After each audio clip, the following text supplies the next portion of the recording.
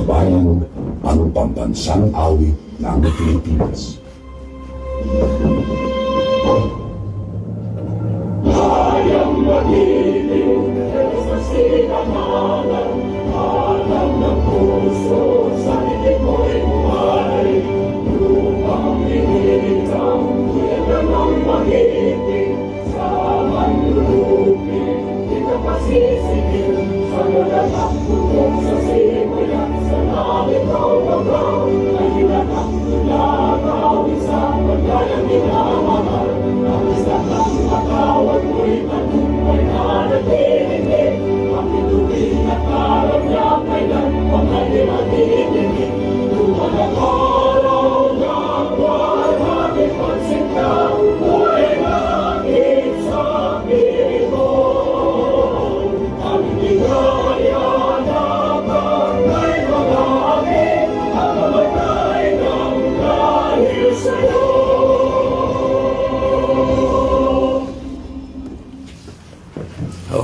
Okay. Good morning, Sir Fred. Good morning, mga millionaires, Peter. Good morning, Sir Rasio. Mukhang kunti lang ngayon, camera man. Naman natin. Kasi maulan ngayon, di ba? Malamig. Hindi kayo papawisan ngayon. Dahil malamig man. So anyway, once again, good morning sa inyong lahat. Good morning, Kuya. Ha? Hindi, kasi ano man siguro, akala nila sila ngayon ulan. Ay, pag seaman tayo, rain or shine yan, wala tayong ano yan, parang military ba? Di ba? Mayroon tayong military, ex-military, Kuya, mayroon pa nag-inquire. Doon din sa inyo, Sambuanga tayo. So anyway, babatiin muna natin yung lahat nating wala pa yung dalawang natin, si Kabibs. Wala pa, no? Baka nagmi-make up pa. Anyway, good morning sa lahat, no? Asan mo Noy? Yung mo? Basa pa? Bakit kapon hindi na tuyo? Ulan sir, gapon. Sir, wala lagi paliguin niyo sir. Mga sa akin, dati ako 1 month yung coverall ko bago labahan Brief at saka medyas lang. Paggabi, nyo yan? Nyo kaagad, no? Halimbawa, kayo, maglaban ng Saturday or Wednesday, no? Yan, yung hapon pa lang, ibabad nyo na, no? Huwag kayo maglaban na galing kayo nag-building, no? Para pagka kinabukasan, wala, tanggal na yung dumi, no? Banlaw lang konti. Hindi naman kailangan talagang coverall nyo na malinis. Kita nyo yung mga coverall sa barko para kayong puno ng langis yan, no? Anyway, good morning sa lahat pala. Babatiin natin yung mga viewers natin, followers, subscriber. Maraming nagtatanong, wala ba tayong Cebu? So, wala tayong Cebu, boss. Wala tayong Manila. Wala tayong Iloilo. Wala tayong Palawan. Wala tayong ibang lugar. Walang Jinsan. Mayroong tayong taga Jinsan. Sino may Jinsan? Ikaw, no? O parang mayroong tayong darating galing Jinsan. No? Shout out sa inyo dyan, Jinsan. So wala pa tayong branches sa ibang lugar, Sir Fred. Unless kung tumama tayo sa Loto. Ha? Senador sir. Pero Senador na naman. Bantay kayo sa akin, Lisaon Tibiros at saka sino ba yung mga pag ako nag-senador, Sir Fred, talagang mas malupit pa kay Bato. Ha? Maralikuan Baka yayarin ako, Sir Fred. anak ni IPG, isa na rin yun sa Tanagmurak ngayon. Sino? Si Po. Grace po. Ay, wala. Yung, babaanon muna natin. Kasi ang nakasalalay dito sa mga politisyan natin, bansang Pilipinas natin. Ito ang masasabi ko ba? No? Kasi pag may namumuno tayo na wala sa ayos, wala. Kawawa tayong mga Pilipino. Talaga. Biruin mo, sa totoo lang, tayong Pilipino, ang pinakamaraming pinadala sa ibang bansa ng mga OFW. Number 1 tayo. Bakit kaya? Na mayaman naman yung Pilipinas natin. Nandito yung lahat mga minerals. Dahil sa namumuno. Walang plano. Sa madaling salita, diretsuhan tayo, walang plano sila. Kasi kung ako lang, magtayo tayo ng malalaking mga company. Dito na owned by the government. Malalaki ang sahod.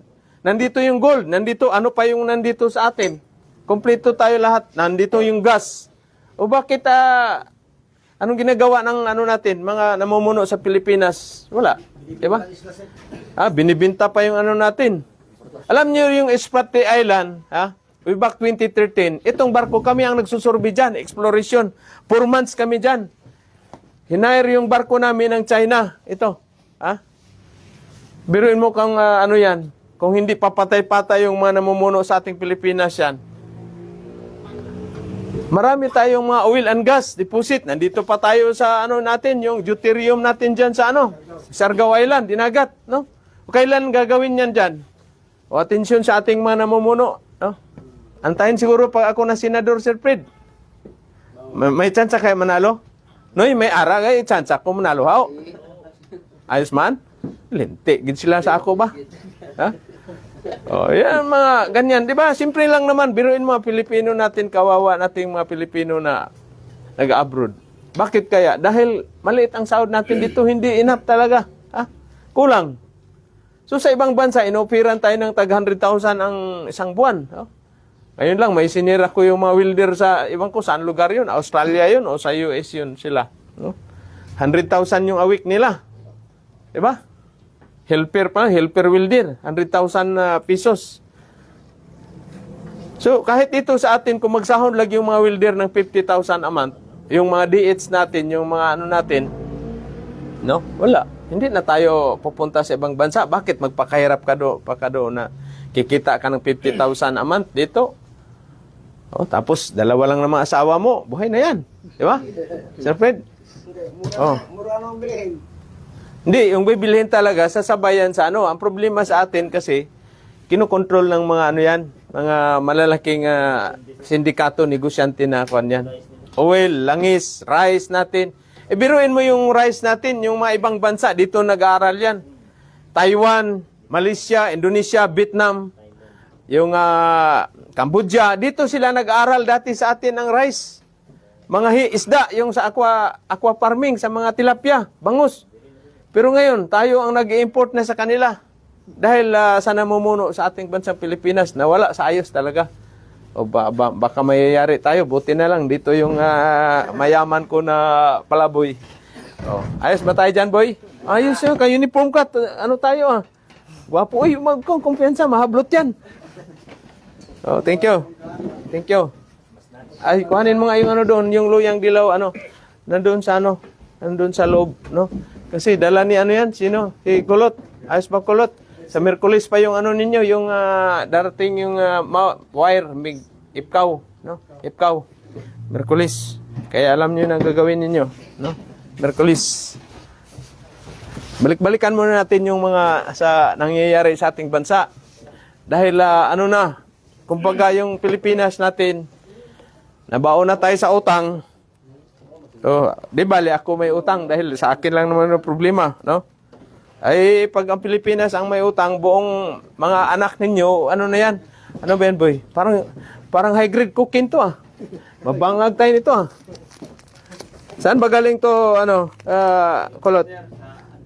Bayugan? O, i-promote natin yung Georgine. Ano ba to? Luyang dilaw? Salabat. Oh. Mura lang kayo, order kayo sa akin. Mag-PM kayo. Baga di marami extra surprise ba, no? Advertisement natin. Oh, ma'am, thank you sa ano ba 'yun? Tita mo doon? Thank you, ma'am, sa ano mo. Babawi na lang to, babayaran to pag naka-abroad na sa Canada si Christian ba pangalan mo? Christian. Uy, shout out pala natin yung ano mo, financier sa Canada. Si Kuya Gerson. Kuya Gerson, good morning dyan. Belated Happy New Year. Balang araw, makarating din ako ng Canada siguro. Ha, Sir Fred? Dito sa lamig. Ha? Maglamig yun. Sa Quebec? Sos, grabe lamig dyan. Di ay lang yun sa Prince Rupert. O mag-coffee kayo, magsalabat kayo para magandang hinang ninyo. O, ikaw. O, shout out sa natin, mga, ilan ba nagpapa-shout out dyan? Shout out, Ma'am Marichu, dyan sa, ha? O, Boss Dick, shout out dyan. Kailan ang alis mo? Taga Cavite yan, dito nag-training. Alis na naman, no? So, balik-balikan natin yung namumuno sa ating bansa dahil ito lang, nila, pag manood kayo sa social media, mainis ka ba? Kaya ako, hindi na, naglaro na lang ako ng golf kahapon. Ayos pa. di ba? Tapos pagkagabi, iba naman ng golf-golf, kanya na naman. Oh, di ba? Oh, San Miglite. Siyempre. Kasi dati nung nagtatrabaho ako sa barko, wala puro talaga yan, bugbugan, walang walang lingguhan sa akin. Kahit nung dito pa ako sa sa helper pa sa Bukidnon, sino ba tong taga Bukidnon? Wala. Mayroon tayo dating nag-training ng upgrading ng Jitaw, yung yung nasa yate. Yachts, taga Bukidnon yun eh. No? Walang walang linggo. Walang linggo yan sa akin. Puro trabaho yan, all Monday. Kaya pagdating sa barko, ay wala. Magagalit pa ako pag walang linggo. Pira eh. Diba? So yan ang natin, no? Kaya sa totoo lang, kung ang namuno sa ating bansang Pilipinas, may sila, may malasakit sila, yung tatayo biruin mo yung sa Palawan, ha? Yung Palawan dyan, ang daming gas yan dyan. Natin, yung Bingham Rice natin doon sa Kung tatayuan ka agad yan ng mga platform dyan ngayon, kaya naman natin yan ng yung ilang trillion yung nila ngayon, itinayo natin yan ng mga oil rig. Fabrication, kaya na natin mag-fabricate. Mag-hire lang tayo ng mga engineer sa ibang bansa. Yung sa oil rig, kaya nga tayong gumawa ng barko eh. Diba? Mayroon tayong electrician, daming welder. Diba? May engineer tayo. Kasi kung ako lang tutusin, magtayo ng oil rig, maraming oil rig, na kaagad yung natin dyan, yung deuterium natin sa Siargao Island. Walang pira, maraming pira. Tayo ng mga investor. Investor. Diba? 60-40 o 50-50. Tapos first 5 years, pre-tax. Diba? O di, makakreate na kaagad yan ng ilang milyon na mga trabaho yan.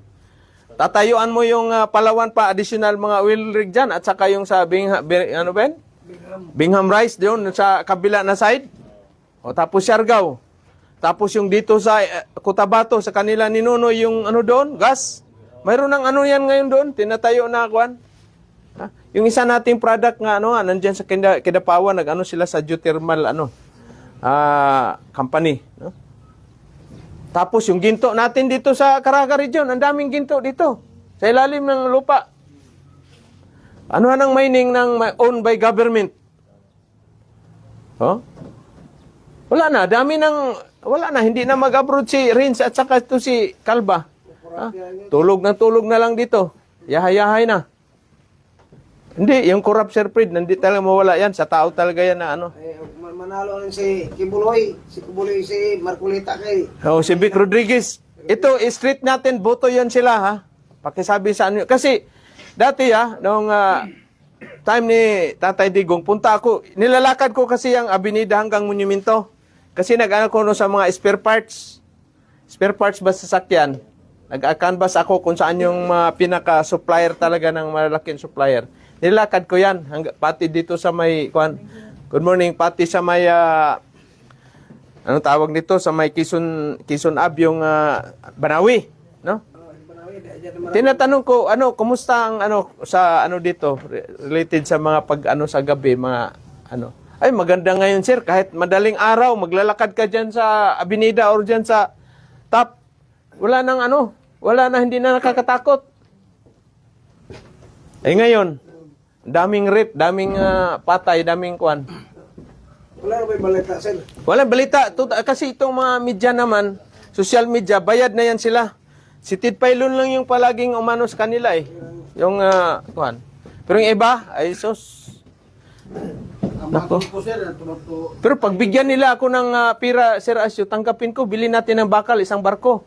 Para hindi magreklamo si Nonoy. Walang plate. Marami tayong plate. Hindi palang bayad.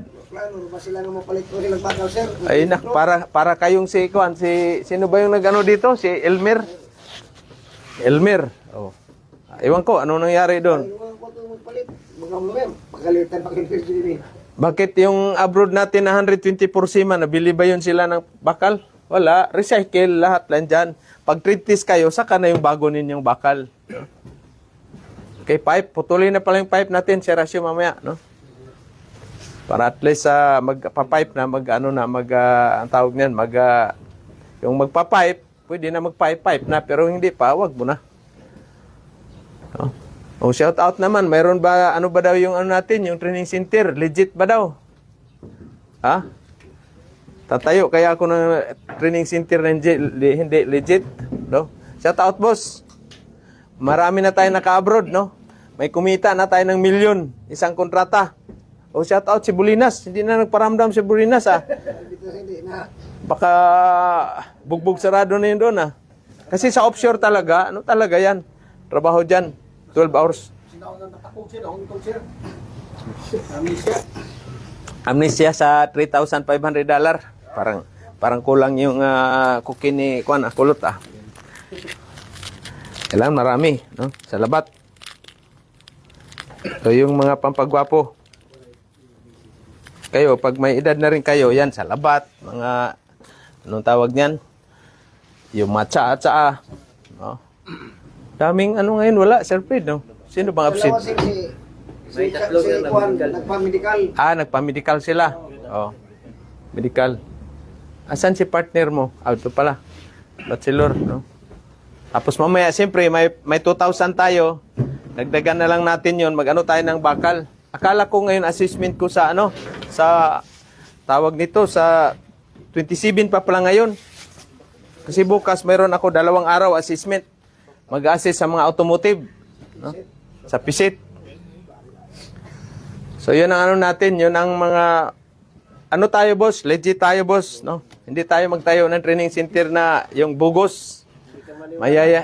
Mayayari tayo dyan. Sayang yung pagka-national awardee natin dyan, oh. National awardee, tis the idol ng Caraga Region, tis the idol ng whole Mindanao. Asan kayo niyan? Maghanap. Sino kayong susunod? Baka si Toto na siguro, bala? Siguro? O, ari si, ano, si Tungaw Boys. Ha?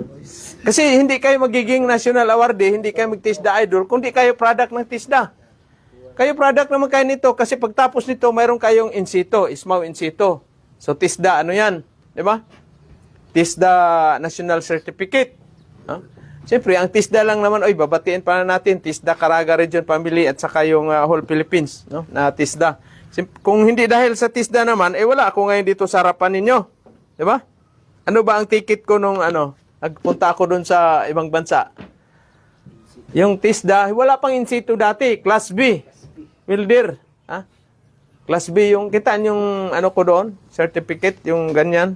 Wala man dating national certificate, bago lang yan. Class B, Class A, Class B. No? So, Class B ako doon. So, ngayon, Orsican Class. No? Sa Litmasin naman, ganun din. No? Third Class, Litmasin Operator. Kayo naman, naman kayo, magmasining. Sinong nandun sa machine shop ngayon? Sila gyapon sir. Sila gyapon na grupo. Si Juan sir ito. Ha? 11. O, si 11. Maano na yun? Engineer din yun si 11. Padala natin sa Australia yun. Sino pa? At saka itong dalawa, si Kulot, Canada naman yan. Oh. May ano ka na? Nagkontak ka doon sa tiyuhin mo? Sir, pagkatapos ito sir, tawag sa atin. Tawag, oh. Makagraduate ka kaya?